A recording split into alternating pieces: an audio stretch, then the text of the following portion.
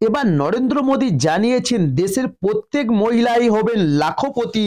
কিভাবে আবেদন করবেন এই প্রকল্পে সেটাই জানাবো আজ। তার জন্য অবশ্যই সম্পূর্ণ ভিডিওটা দেখতে হবে। চলুন শুরু করি। এবার দেশের মহিলাদের আর্থিকভাবে স্বনির্ভর করতে চাইছেন নরেন্দ্র মোদী সরকার। তবে এই লক্ষ্য নিয়ে লাখপতি দিদি যোজনা শুরু করতে চলেছেন কেন্দ্র সরকার। প্রধানমন্ত্রী নরেন্দ্র মোদী জানিয়েছেন তাদের লক্ষ্য দেশের মহিলাদের আর্থিক উন্নতি করে লাখপতি দিদি তৈরি করা। তবে প্রাথমিকভাবে দেশের 2 কোটি মহিলাকে লাখপতি দিদি করার পরিকল্পনা নেওয়া হয়েছে। তবে তাদের দেওয়া হবে প্রশিক্ষণ। দেশের মহিলাদের ক্ষমতায়ন এবং তাদেরকে আর্থিকভাবে স্বনির্ভর করার কথা বলেছেন কেন্দ্র সরকার।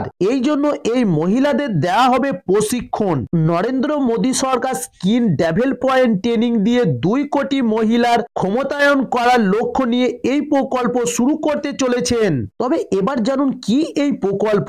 সরকার গঠনের সঙ্গে সঙ্গে রাজস্থানের মুখ্যমন্ত্রী ভজনলাল শর্মা এই প্রকল্প বাস্তবায়ন করার কাজ শুরু করেছেন। তিনি প্রধানমন্ত্রী হিসাবে শপথ নেওয়ার পরই জয়লসমীরের শহীদ পুনম সিং স্টেডিয়ামে লাখপতি দিদি সম্মেলন অনুষ্ঠিত হয়। সেখানে প্রধান অতিথি হিসাবে উপস্থিত ছিলেন রাষ্ট্রপতি দ্রৌপদী মুর্মু। তিনি ঘোষণা করেছিলেন যে রাজস্থানের 11.24 লাখ মহিলা লাখপতি দিদি প্রকল্পের সুবিধা পাবেন। তবে তিনি জানান এই সুবিধা নিয়েছেন 3 লক্ষ মহিলা। তাদের মধ্যে প্রায় 150 কোটি টাকা চেক বিতরণ করা হয়েছে। মহিলারা একটি অনলাইন ফর্ম পূরণ করে স্কিমের সুবিধা পেতে পারেন। স্বনির্ভর গোষ্ঠীর সাথে যুক্ত মহিলারা এই প্রকল্পের দ্বারা সবচেয়ে বেশি উপকৃত হবেন। চলুন এবার জানুন প্রধানমন্ত্রী নরেন্দ্র মোদী কি চাইছেন। তবে জানিয়ে রাখি চলতি বছর স্বাধীনতা দিবসের দিন লালকেল্লা থেকে লাখপতি দিদি প্রকল্পের কথা ঘোষণা করেন প্রধানমন্ত্রী নরেন্দ্র মোদী। তিনি জানান এই প্রকল্পটি বাস্তবায়নের ফলে স্বনির্ভর গোষ্ঠীগুলির সাথে সংযুক্ত প্রায় 10 কোটি মহিলা উপকৃত হবেন। এই স্বনির্ভর গোষ্ঠীগুলির মধ্যে রয়েছে ব্যাংক ওয়ালি দিদি, অঙ্গনারী দিদি, মেডিসিন ওয়ালি দিদি।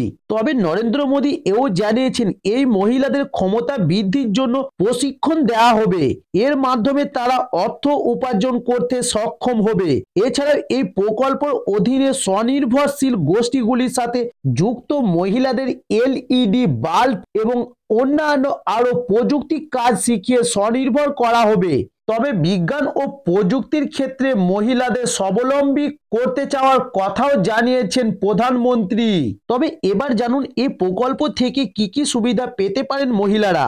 এতে এই মহিলাদের ক্ষমতা উন্নয়ন এবং বৃত্তিমূলক প্রশিক্ষণ, ক্ষমতায়ন এবং আত্মবিশ্বাস তৈরি করা হবে। সেই সঙ্গে মহিলাদের দেওয়া হবে বীমা এবং ঋণের সুবিধাও। তবে এই প্রকল্পের সুবিধা পেতে গেলে মহিলাদের অবশ্য সংশ্লিষ্ট রাজ্যে স্থায়ী বাসিন্দা হতে হবে এবং মহিলাদের স্বনির্ভর গোষ্ঠীর সঙ্গে যুক্ত হওয়া বাধ্যতামূলক। আবেদন করার সময় দিতে হবে আধার কার্ড এবং বসবাসের শংসাপত্র, ব্যাংক অ্যাকাউন্টের জেরক্স এবং মোবাইল নাম্বার, পাসপোর্ট সাইজের ছবি। তো দর্শক বন্ধুরা, আরো নিত্য নতুন ভিডিও পাওয়ার জন্য অবশ্যই আমার চ্যানেলটি সাবস্ক্রাইব করে সঙ্গে থাকুন।